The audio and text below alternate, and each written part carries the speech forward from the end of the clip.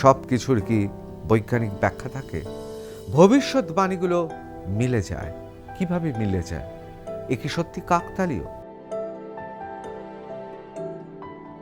অনেকে বলছেন এর সবই নিহিত ছিল ভবিষ্যৎবাণীর মধ্যে, কিন্তু এই ভবিষ্যৎবাণী সে ভবিষ্যৎবাণী নয়।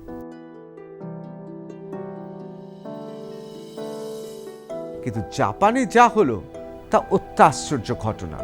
একটা কমিক্স বুকে, অর্থাৎ কমিক্স বইয়ের মধ্যে সমস্ত কিছু ভবিষ্যৎবাণী বলা হয়েছে অতি সম্প্রতিকালে, আর তা মিলে যাচ্ছে।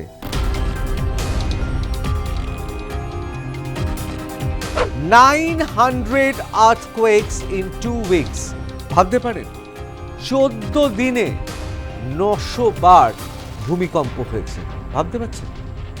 মানে প্রতিদিনে একাধিকবার। একটি কমিক্স বুকের মধ্যে, অর্থাৎ বইয়ের মধ্যে, কমিক্সের মধ্যে যা যা বলা হয়েছে সেই ভবিষ্যৎবাণী মিলে গেছে।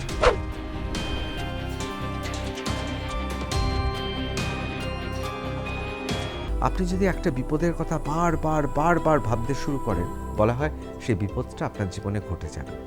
অনেকে বলছেন এক্ষেত্রে তাই হয়েছে।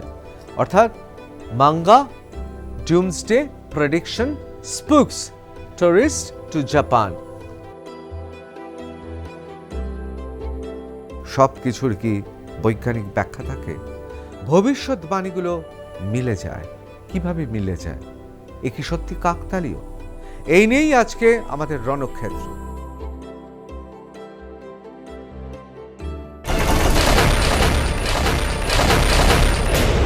জাপান থরথর করে কাঁপছে। জাপানের একটি নির্দিষ্ট দ্বীপে গত 2 সপ্তাহে 900 বার ভূমিকম্প হয়েছে। ভাবতে পারছেন? তাই বলছিলাম জাপান থরথর করে কাঁপছে, আর গোটা পৃথিবীও কাঁপছে।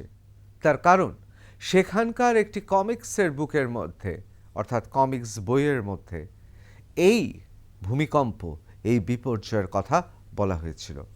আবার অনেকে বলছেন এসব কাকতালীয়, মহাসমাপতন, এর কোনো বৈজ্ঞানিক ব্যাখ্যা নেই। অনেকে বলছেন ঠিক তাই তো, সব কিছুর কি বৈজ্ঞানিক ব্যাখ্যা থাকে? ভবিষ্যৎবাণীগুলো মিলে যায়। কিভাবে মিলে যায়? এ কি সত্যি কাকতালীয়? এই নিয়েই আজকে আমাদের রণক্ষেত্র। আমি ঋতব্রত ভট্টাচার্য, শুরু করছি রণক্ষেত্র। আজকের রণক্ষেত্রে আমরা তাকাবো জাপানের দিকে। আপনারা জানেন স্বভাবতই ভূতাত্ত্বিক কারণে জাপানের এমন একটি অবস্থান, যেই অবস্থানের জন্য জাপানে ভূমিকম্প হয়েই থাকে। আশ্চর্য হওয়ার কিছু নয়। কিন্তু তাই বলে জাপানের একটি দ্বীপে 2 সপ্তাহে, ভাবতে পারেন, 900 বার সেইখানে ভূমিকম্প হয়েছে। অনেকে বলছেন এর সবই নিহিত ছিল ভবিষ্যৎবাণীর মধ্যে, কিন্তু এই ভবিষ্যৎবাণী সে ভবিষ্যৎবাণী নয়। আমাদের ভবিষ্যৎবাণীর বিরাট ইতিহাস আছে। কেউ কেউ লিপিবদ্ধ করে দিয়ে গেছেন, কেউ কেউ মুখে বলে দিয়ে গেছেন, তার শিষ্যরা লিপিবদ্ধ করে দিয়েছেন, কেউ কেউ শিলালিপিতে রেখেছেন লিখে, আবার কেউ কেউ আশ্চর্যজনক গ্রন্থ লিখেছেন, যেই গ্রন্থের মধ্যে সাংকেতিকভাবে বিভিন্ন সময় কি ঘটতে পারে ভবিষ্যতে তা লেখা আছে। দেখুন, তার কিছুটা মিলেছে, কিছুটা মেলেনি। সুতরাং আপনি একেবারে উড়িয়েও দিতে পারবেন না, আবার একেবারে বিশ্বাসও করতে পারবেন না। কিন্তু জাপানে যা হলো তা অত্যাশ্চর্য ঘটনা। একটা কমিক্স বুকে, অর্থাৎ কমিক্স বইয়ের মধ্যে সমস্ত কিছু ভবিষ্যৎবাণী বলা হয়েছে অতি সম্প্রতিকালে, আর তা মিলে যাচ্ছে। আর তাতেই গোটা পৃথিবীতে কৌতূহলের ঝড় উঠেছে। আজকে আমরা আলোচনা করব জাপান মাঙ্গা ডুমসডে প্রেডিকশন, অর্থাৎ এই প্রেডিকশন কতটা সত্যি, এই প্রেডিকশন কি আদৌ মিলেছে, এবং জাপান তার সম্পর্কে, তার ভূমিকম্প সম্পর্কে একটা পরিষ্কার ধারণা দেওয়ার চেষ্টা করব। আমি প্রথমেই চলে যাই যে দ্য গার্ডিয়ানে। গার্ডিয়ান কি লিখছে? লিখছে Japan's Tokara islands hit by 900 earthquakes in 2 weeks. ভাবতে পারেন 14 দিনে 900 বার ভূমিকম্প হয়েছে। ভাবতে পারছেন? মানে প্রতিদিনে একাধিকবার ভূমিকম্প হয়েছে জাপানে। Japan's Tokara Island hit by 900 earthquakes in 2 weeks. No major damage has been reported in the Tokara Island chain, Japan's meteorological agency says. দেখুন, এটা খুব খুব নিশ্চয়তার একটা ব্যাপার। দেশটার নাম জাপান, অসাধারণ তাদের প্রযুক্তি, এবং জাপানের জাতীয় চরিত্র জানেন তো, তাদের গর্ব করার মতো, এবং তারা সংঘবদ্ধভাবে গোটা দেশ যেন একটা সমাজ। এবং আপনারা জানেন যে জাপানে পুলিশের কাছে অস্ত্র পর্যন্ত থাকে না। সুতরাং সেই দেশটা যখন প্রাকৃতিক বিপর্যয় ঘটে সবাই ঝাঁপিয়ে পড়ে, যে যার মতো ঝাঁপিয়ে পড়ে, খুব শৃঙ্খলা এবং তার সঙ্গে সঙ্গে খুব বৈজ্ঞানিকভাবে তারা বিপর্যয় মোকাবিলা করে। আর এর ফলে কি হয়েছে, জাপানে কোনো প্রাণহানির ঘটনা ঘটেনি 900 বার ভূমিকম্প হওয়া সত্ত্বেও। Japan islanders sleepless after 900 earthquakes in 2 weeks. BBC report করছে জাপানে বিনিদ্র রজনী যাপন করছেন জাপানের সেই দ্বীপের বাসিন্দারা, তার কারণ 14 দিনে 900 বার ভূমিকম্প হয়েছে। ইয়ন লিখছে 1000 earthquakes signal trouble ahead. Magna prophecy triggers panic amid earthquake surge. Japan trembles under seismic barrage. Over 900 earthquakes have jolted Japan in just 2 weeks. দেখুন, খুব গুরুত্বপূর্ণ এই যে মাঙ্গা প্রফেসি ট্রিগার্স প্যানিক, অর্থাৎ এই মাঙ্গা প্রফেসি ট্রিগার্স প্যানিক অর্থাৎ একটা আতঙ্কের সৃষ্টি করেছে। ভাবতে পারেন, একটা কমিক্স, আমাদের ছোটোবেলায় আমরা অনেকে কমিক্স পড়েছি, আমাদের মনে আছে অরণ্যদেব, বাহাদুর, ম্যান্ড্রেক, জাদুকর ম্যান্ড্রেকের কথা মনে আছে, আমাদের ফ্ল্যাশ গর্ডনের কথা। সুতরাং আমরা কমিক্স পড়তে খুব ভালোবাসি। আর টিনটিনের কমিক্স বা আমাদের বঙ্গীয় রূপ, গাবলু, আমরা এদের কথা জানি। এরা সব যেন ছোটোবেলায় আমাদের খুব পরিচিত সমস্ত চরিত্র ছিল। কিন্তু একটি কমিক্স বুকের মধ্যে, অর্থাৎ বইয়ের মধ্যে, কমিক্সের মধ্যে যা যা বলা হয়েছে সেই ভবিষ্যৎবাণী মিলে গেছে, আর সেই জন্যই মানুষের এত আগ্রহ। এবার চলে আসি একটু জাপানের এই আইল্যান্ডটাকে দেখে নিই। এই আইল্যান্ডটার নাম হচ্ছে Tokara island. Wikimedia image of Akusekijima Island, part of Tokara Island chain in Japan, which was hit by more than 900 earthquakes in 2 weeks. Photograph. দেখুন, এই হচ্ছে সেই দ্বীপ। দেখুন, অন্য কোনো দেশ হলে এই দ্বীপটা একটা বিচ্ছিন্ন মনে হতো, বিচ্ছিন্ন, কিন্তু জাপানে এই দ্বীপটা, এবং এই দ্বীপের মধ্যে আপনারা দেখতে পাচ্ছেন এই যে পর্বতমালা কিন্তু রয়েছে, পর্বতমালা রয়েছে, হ্যাঁ, এবং আপনারা দেখতে পাচ্ছেন যে এখানে নদীও রয়েছে, সেই নদীগুলো এসে পড়েছে। খুব সুন্দর নৈসর্গিক দৃশ্য, কিন্তু তার সঙ্গে প্রযুক্তি ব্যবহার করা হয়েছে। একদিকে বিচ্ছিন্ন দ্বীপ, অন্যদিকে কিন্তু নাগরিক স্বাচ্ছন্দ্য সবই রয়েছে। এহেন দ্বীপে বাসিন্দারা রয়েছেন, খুব আনন্দের সঙ্গে বাসিন্দারা সেখানে থাকেন। এবং এই সব দ্বীপে, টোকরা দ্বীপে বিশেষ করে আমরা জানি যে এমন অনেক বাসিন্দারা আছেন যারা এত সুন্দর জীবনযাপন করেন, সেখানে 90 বছরটা কোনো বছরই নয়। তারা এখনও হেঁটে চলে বেড়াচ্ছেন, গল্প করছেন, তারা কাজ করছেন প্রতিনিয়ত। তারা বিভিন্ন ইকাকাই, বিভিন্ন ধরনের জাপানিজ প্রথায় তারা খুব সুন্দরভাবে জীবনযাপন করেন।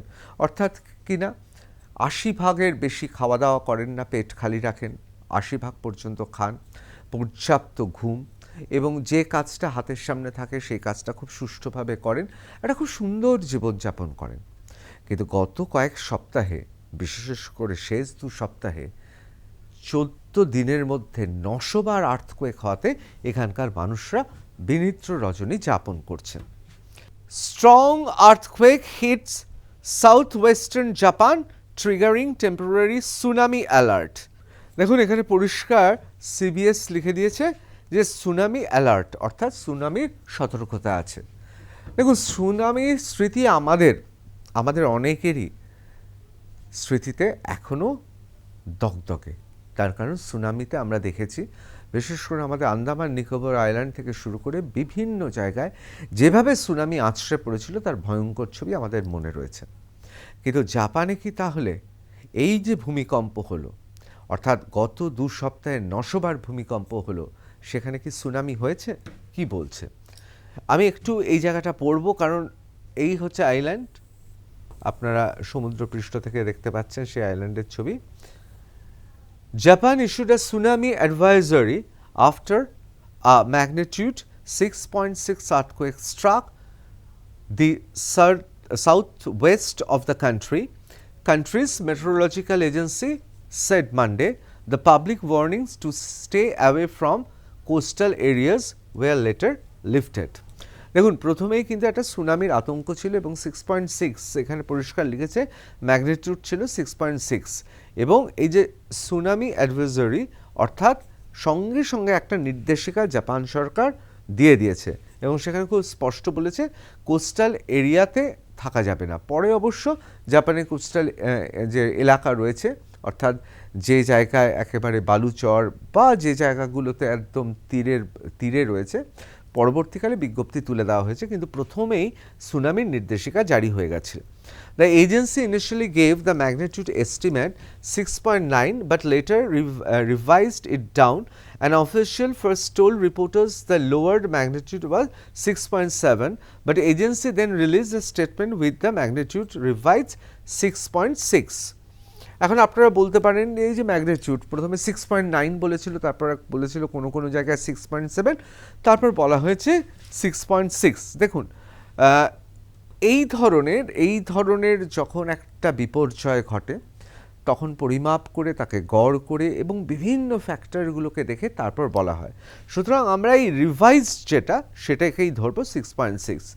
There were no immediate reports of damage. Residents in some coastal areas were told to evacuate as a precautionary measure. সতর্কতার কারণের জন্য বলা হয়েছিল যারা একদম তীরবর্তী রয়েছেন, তীরে থাকেন, তাদের বলা হয়েছে না তোমরা ছেড়ে দাও জায়গা, মানে তোমাদের বাড়ি থেকে তোমরা অন্যত্র আশ্রয় নাও, তার কারণ সজাগ থাকার জন্য এবং প্রিকশনারি মেজার্স, অর্থাৎ যাতে বড়সড় বিপদ কিছু না হয়। One man was slightly injured in Kyushu after falling down some stairs. NHK TV reported trains stopped running in Miyazaki station, stranding passengers.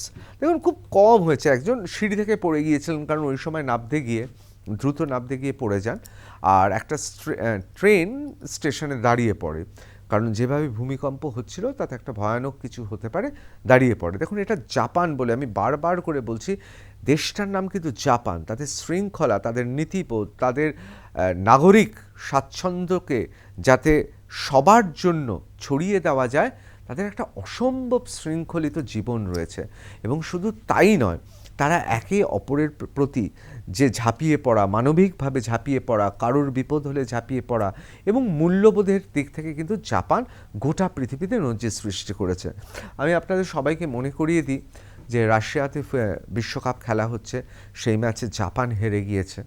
হেরে যাওয়ার পর কি হয়েছিল, গোটা পৃথিবী অবাক হয়ে দেখেছে যে একটি জাতি হেরে যাওয়ার পর কি করতে পারে। আমরা ইংল্যান্ডে দেখেছি, আমরা জার্মানিতে দেখেছি হেরে যাওয়ার পর কি হয়। ফুটবলের উন্মত্ত দর্শকরা ভাঙচুর করে, আমরা বারবার দেখেছি।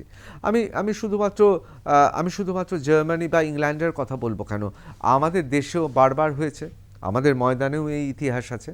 কিন্তু জাপান গোটা পৃথিবীতে নজির সৃষ্টি করেছিল। সেদিন রাশিয়াতে জাপান ম্যাচটা হেরে গিয়েছিল, তারপর চোখে জল নিয়ে গোটা স্টেডিয়াম পরিষ্কার করে তবে তারা স্টেডিয়াম ছেড়েছিল। আমরা অবাক বিস্ময়ে দেখেছি, চোখে জল নিয়ে, বুকে হারার বেদনা নিয়ে কীরকম করে খুব সুন্দর করে স্টেডিয়ামটা গুছিয়ে দিল। এটাই হচ্ছে জাপান।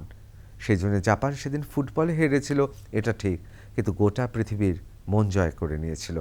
আমি আবার ফিরে আসি এই বিষয়ে। সুতরাং জাপান বলেই কিন্তু এত কম ক্ষতি সম্ভব।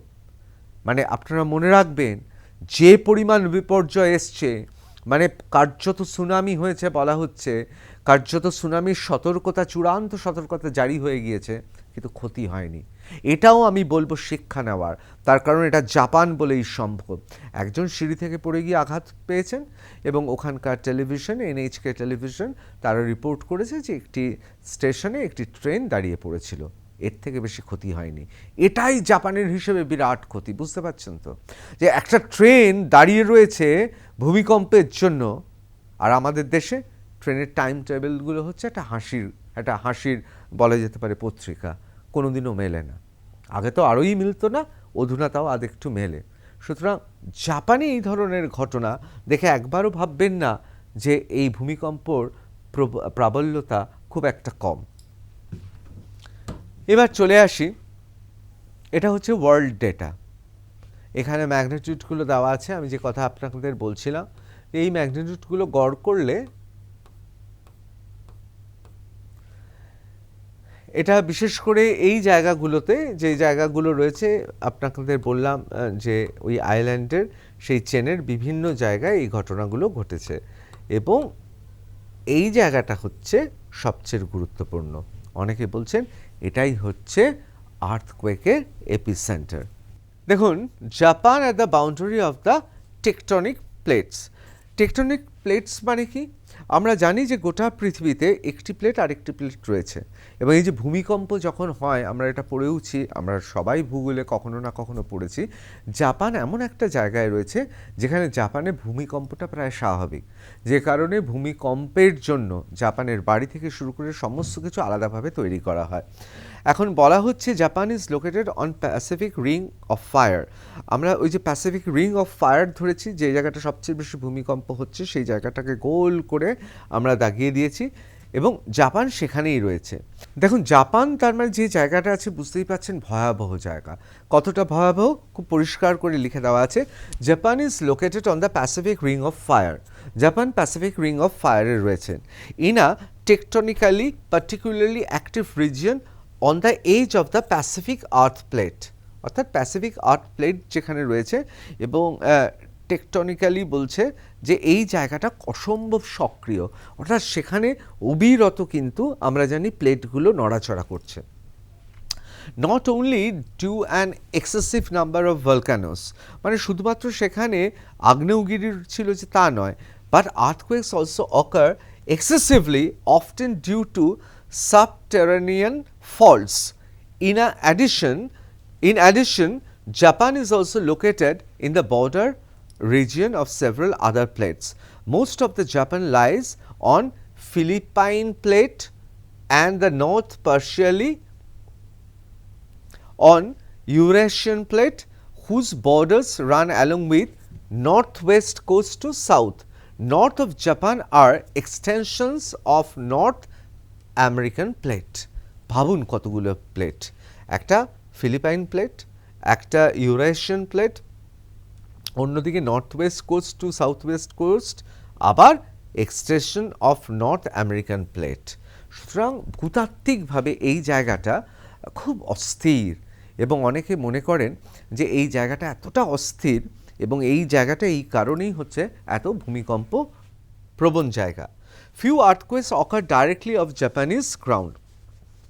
Most earthquakes are caused by faults of Pacific plate, as for example in a Pacific Ocean but close to east coast. দেখুন, বেশিরভাগ কিন্তু এই সমুদ্রেই কিন্তু এই সমুদ্রের মধ্যেই কিন্তু ভূমিকম্প হয়ে যায়।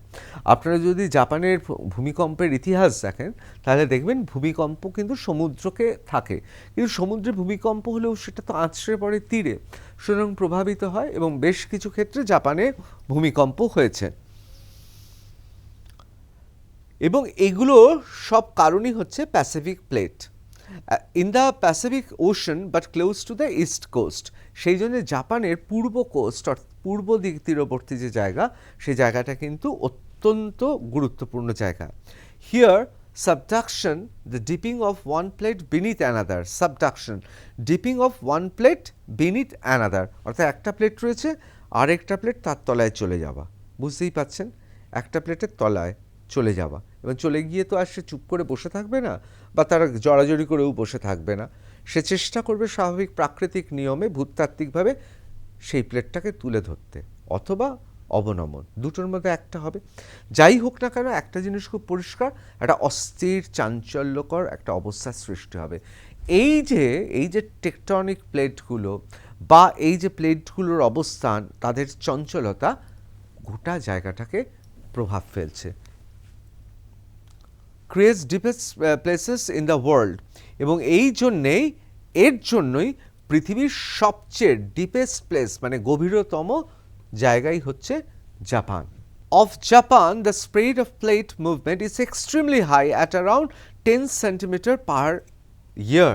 ভাবতে পাচ্ছেন এই প্লেটগুলোর মুভমেন্ট দেখুন, এমনি 10 সেন্টিমিটার দেখে আপনি ভাববেন এটা আবার কি, কিন্তু ভূতাত্ত্বিকগতভাবে ভাবুন, এক বছর কোনো বছরই নয় পৃথিবীর কাছে, পৃথিবী তো কোটি কোটি বছরে, সেইখানে প্রতি বছর 10 সেন্টিমিটার তারা মুভ করছে, অর্থাৎ তারা এগিয়ে যাচ্ছে।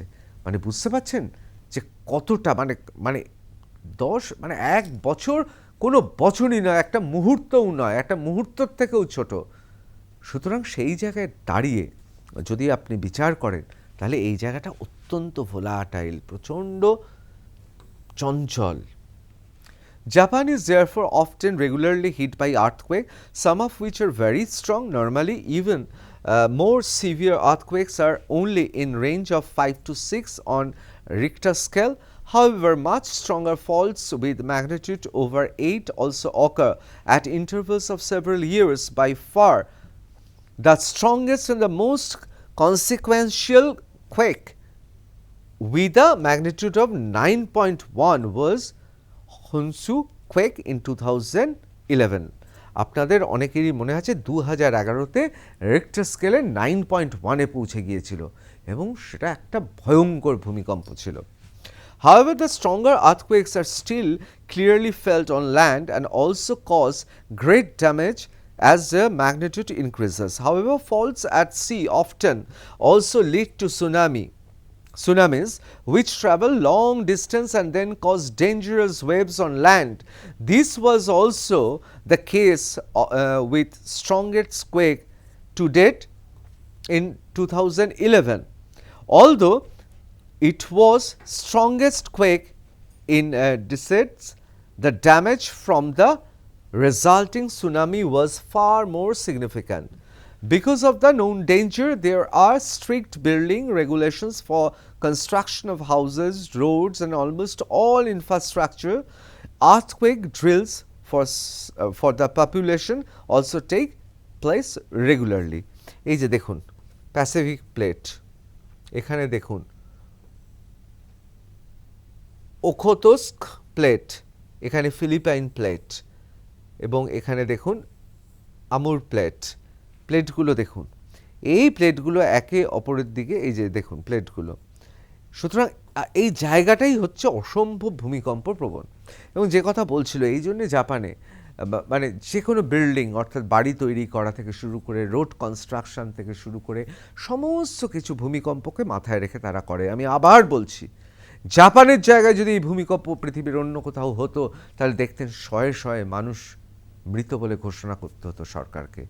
আমি এই জন্যে বলবো যে প্রকৃতির সঙ্গে যুদ্ধ করে এইভাবে একটা দেশ এইভাবে বেঁচে রয়েছে, শুধু বেঁচে নেই, আনন্দে রয়েছে, প্রযুক্তিতে, ব্যবসা বাণিজ্যে, নাগরিক স্বাচ্ছন্দ্যে তার একদম চূড়ান্ত জায়গায় পৌঁছে গেছে, যেটা আমাদের শিক্ষণীয়। দেখুন জাপানের অবস্থানটা একবার দেখে নিন। এই যে আপনারা দেখতেই পাচ্ছেন, এইদিকে সাউথ কোরিয়া, এইদিকে রয়েছে নর্থ কোরিয়া, এইদিকে তো আপনারা জানেন যে সেখানে চীন রয়েছে, আর এই হচ্ছে জাপান। দেখুন সমুদ্রে কতটা বিস্তৃত জাপান, এবং এই জায়গাগুলোই হচ্ছে পৃথিবীর সবচেয়ে, আমরা জানি যে জায়গাগুলোতেই ভূমিকম্প প্রবণ এলাকা, তার সঙ্গে লড়াই করছে। এবার একবার জিওলজি অফ জাপান দেখে নিই যে ভূতাত্ত্বিকভাবে জাপান কি অবস্থায় ছিল। এই অংশটা আপনারা দেখতে পাচ্ছেন, এই অংশটা এখানে লাগোয়া ছিল। হ্যাঁ, এখানে তো সমুদ্র ছিল। এবার প্লেট সরতে সরতে এই জায়গা থেকে সরতে এই যে এই রকম ছিল, এইখানে সমুদ্র, এখানে সমুদ্র, কিন্তু মূলটা কিন্তু লাগানো ছিল। Japanese archipelago, Sea of Japan and surrounding part of continental East Asia. In early Miocene 23 to 18। সুতরাং বুঝতে পারছেন একদম মানে এই সময়টা হচ্ছে এমন একটা সময় যখন ইতিহাস শুরু হয়নি, সেই সময় মানে মানব সভ্যতার যে আধুনিক ইতিহাস পড়ি সেই ইতিহাসই শুরু হয়নি, একটা প্রাগৈতিহাসিক মুহূর্ত। সেই জায়গায় আমরা দেখছি যে জাপান লাগোয়া ছিল। দেখুন বললাম প্রাগৈতিহাসিক, এটা কথার কথা বললাম, আসলে প্রাগৈতিহাসিক বলা উচিত। এবার চলে আসি তারপর কি হলো দেখুন, তারপর এই জায়গায় Japanese archipelago, Sea of Japan and surrounding part of continental East Asia in middle Pliocene to late Pliocene 3.5 to 2 MA। তারপর অবস্থানটা এরকম হলো।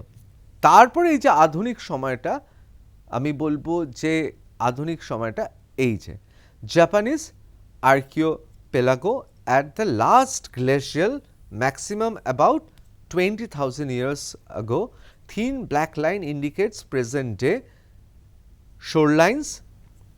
দেখুন এই যে, সুতরাং এটাও 20,000 বছর আগে। ভেজিটেটেড ল্যান্ড এইখানে হচ্ছে, যেখানে ভেজিটেটেড ল্যান্ড অর্থাৎ যেখানে আমরা জানেন তরি তরকারি শস্য এগুলো ফসল ফলানো যায় অর্থাৎ বাসযোগ্য। আনভেজিটেটেড ল্যান্ড এই সাদা অংশগুলো, আর ওশান অর্থাৎ এগুলো হচ্ছে আপনার সমুদ্র। এখন জাপান আমাদের কি শিক্ষা দিল? জাপানের এই ঘটনা আমাদের দুটো শিক্ষা দেয়। একটা হচ্ছে কিভাবে প্রকৃতির সঙ্গে লড়াই করে সুশৃঙ্খলিত মূল্যবোধ সহ মানব সভ্যতা এগিয়ে যেতে পারে। অন্যদিকে এই ঘটনাগুলো আসলে কি করে জানেন, আমাদের প্রতিনিয়ত আমাদের বিভিন্ন চিন্তা ভাবনা মাথায় এসে পৌঁছায় এবং মানুষের ভয়। দেখুন একটা থিওরি আছে, আপনারা জানেন মার্ফি থিওরি। আপনি যদি একটা বিপদের কথা বারবার ভাবতে শুরু করেন, বলা হয় সেই বিপদটা আপনার জীবনে ঘটে যাবে। অনেকে বলছেন এক্ষেত্রে তাই হয়েছে, অর্থাৎ manga Doomsday prediction স্পুকস tourist two Japan. কেন বলছে? তার কারণ হচ্ছে এই যে কমিক্সে নাকি পূর্বাভাস ছিল। CNN কি লিখছে? Japan braces for more quakes, authorities dismiss doomsday hype. Japan's government on Saturday warned of more possible strong earthquakes in waters southwest of its mainland, but urged the public not to believe unfounded prediction of a major disaster. কারণ এই মাঙ্গাতে একটা বিরাট বিপর্যয়ের কথা বলা হয়েছে। আসলে গত 2 সপ্তাহে একই জায়গায় 900 বার ভূমিকম্প। তাতে না আমরা জানি জাপান প্রযুক্তিতে, চিন্তা ভাবনা, মূল্যবোধে এবং দৈনন্দিন চর্চায় অনেক এগিয়ে আছে। তা সত্ত্বেও মনের ভেতরে যে গভীর কালো আতঙ্ক থাকে, অনিশ্চয়তার আতঙ্ক, সে আতঙ্ক তো গ্রাস করে। দেখুন যুগে যুগে মানে প্রাগৈতিহাসিক মুহূর্তে যখন মানুষ আদিপ্রস্তর যুগে পাথরের অস্ত্র ব্যবহার করত, যখন ঝড় জল বৃষ্টি হতো, কেন বৃষ্টি হচ্ছে, কেন ঝড় হচ্ছে জানে না, কিন্তু তারা এটা জানে যে এই ঝড়ের ভয়ঙ্কর প্রভাবে জীবন তছনছ হয়ে যাবে। তখন কি করত? এই বিশ্বাস থেকে যে না আমাদের এই ঝড়কে থামাতে হবে, তার কাছে কোনো অস্ত্র নেই, তার কাছে কোনো তথ্য নেই, সে জানে না, তার কাছে বিজ্ঞান নেই, প্রযুক্তি নেই, তখন তাকে বিশ্বাসে ভর করে চলতে হতো। তখন মানুষ ভাবতে শুরু করলো, না আমরা যদি আকাশের দিকে তাকিয়ে 2 হাত তুলে তাকে প্রার্থনা করি তাহলে বোধহয় ঝড় থেমে যাবে। এই রকমভাবেই তো বিশ্বাস আসতে শুরু করে। আর মানুষ যখন খুব অনিশ্চয়তার মধ্যে থাকে, খুব ডামাডোলের মধ্যে থাকে, তখন মানুষ কি করে? ওই যে যখন আপনি ডুবে যাচ্ছেন তখন একটা খড়কুটো পেলেও আপনি আঁকড়ে ধরার চেষ্টা করেন।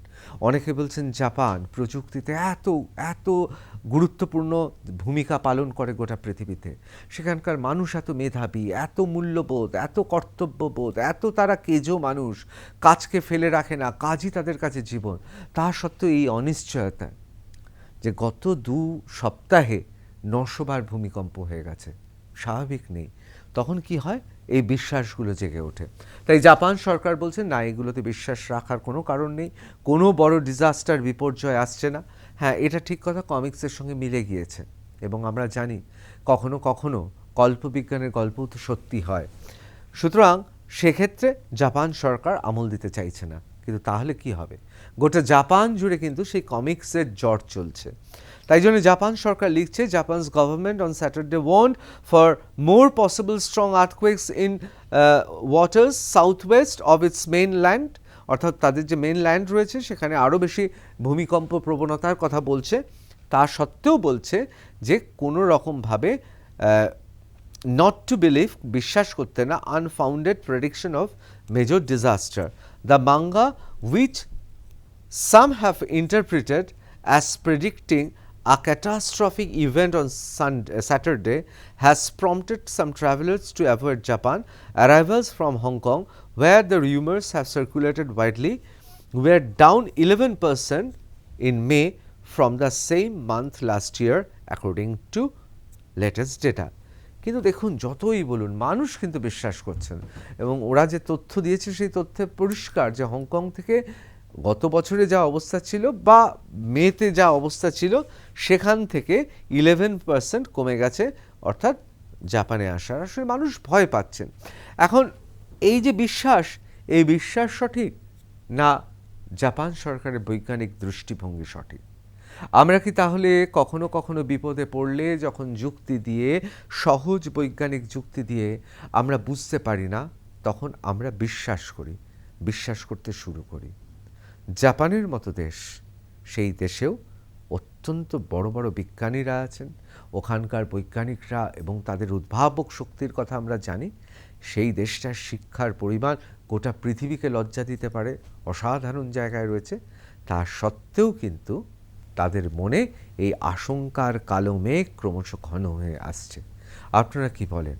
মানুষ অসহায় পড়লে অসহায়ত্বকে কাটাতে মানুষ তখন বিশ্বাস করতে শুরু করে, বিভিন্ন কুসংস্কার এভাবেই ছড়িয়ে পড়ে। আপনাদের মত কি? অবশ্যই জানাবেন। নমস্কার।